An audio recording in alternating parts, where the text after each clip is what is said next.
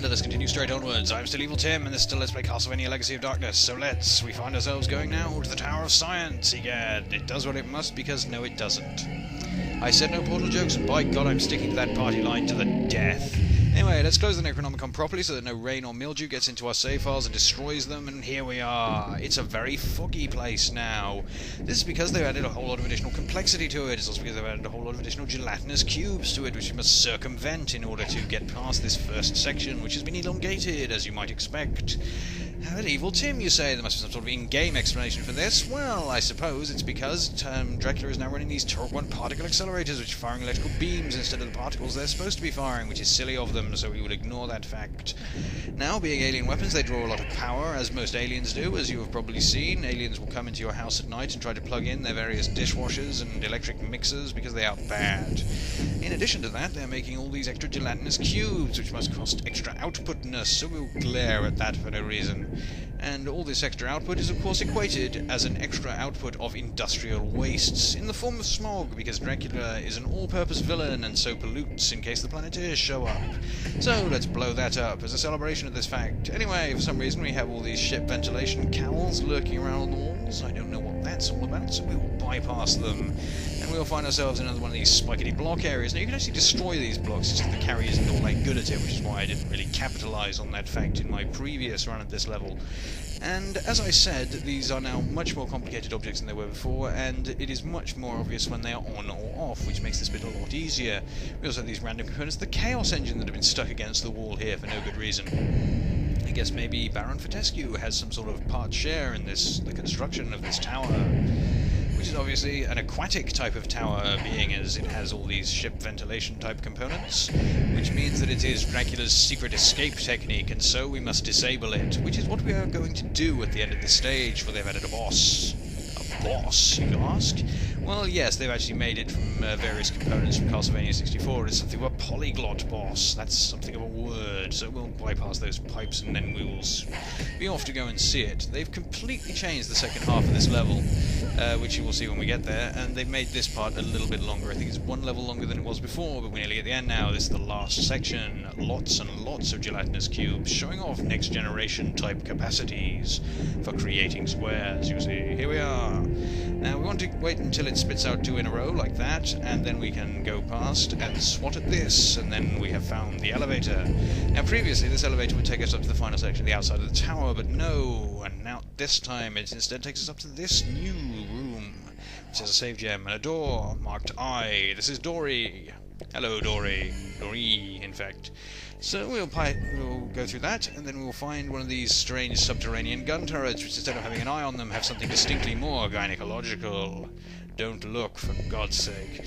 So we'll go around that. It seems like someone's broken the top of it as well, which is fairly messy, and they should perhaps get a mechanic down here, but no, Cornell instead destroys it, for he is a vandal, and knows nothing of these mechanisms of Draculaness. Also, this is before Dracula fitted any sort of filtration system to his bio-type tanks, and therefore they are all full of algae, which is bad, and as we can see, this Minotaur thing is not that happy at this fact. It's glaring at us. But by the time Carrie came in here in Castlevania 64, it had been fixed, or perhaps not, I don't know, because I think that Carrie still runs through this version of the level. Now, instead of fighting all these gun turrets in a nice open area, we fight them in annoyingly narrow corridors, which means wall hacking is the order of the day. Take that. I can't think of any other way that you could possibly defeat them. I mean, we've got this axe here, but that's only good for tree hacking, and I don't see any trees around here, do you? No, but I see roast beef, so let's eat some of that to fortify ourselves for the journey ahead. For the journey ahead is paved with gun turrets and brigands who are after our treasure. We can't allow them to steal it, that would be wrong of us, so let's ambush this fellow. For it is said that the best form of defense is attack, and the key element of attack is surprise, so obviously the best way to defend yourself is to attack people before they even know you exist. Marvellous. Anyway, right up there is a trap, but over here is another trap, egad, we have fallen for it. However, this trap is not as good as the other one, and so it can easily be beaten up.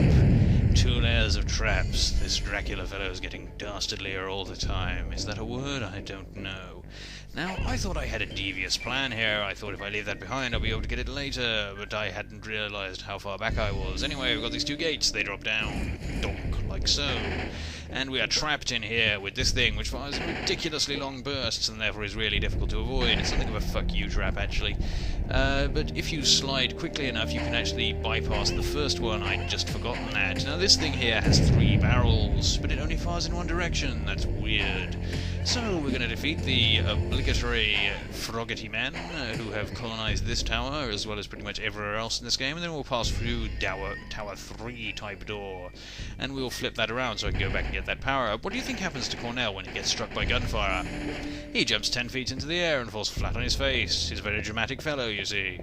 Anyway, we'll swap that, and that is some holy water, which we don't need because it's rubbish. Now, this puzzle actually appears in more or less exactly the same fashion in Lament of Innocence.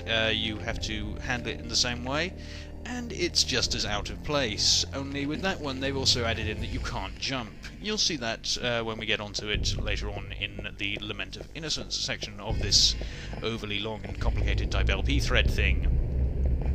And I'm going to start working on those fairly soon. So what we've got to do is hide behind the walls and then wait for our chance, which is here. Now, the next one is the hardest one because you have to slide, Charlie Brown. You have to slide. Here we go, you see? And you barely make it even when you do make it, because it's quite hard to judge how far you slide. But we've made it now. Here we go. This is door 4, and it leads to both doors 5 and door 6, which is somewhat out of sequence. Even more so because door 6 is closer than door 5. Meanwhile, he's going to jump across our field of view, taunting us with his existence. Stop leaping around, you little prats. I don't want to see any more of you in the game. Yeah, well, there's going to be plenty of us in the game. We're going to jump on your head. No, you're not. Get out of it. You're ridiculous. You're going to die off screen for that crime.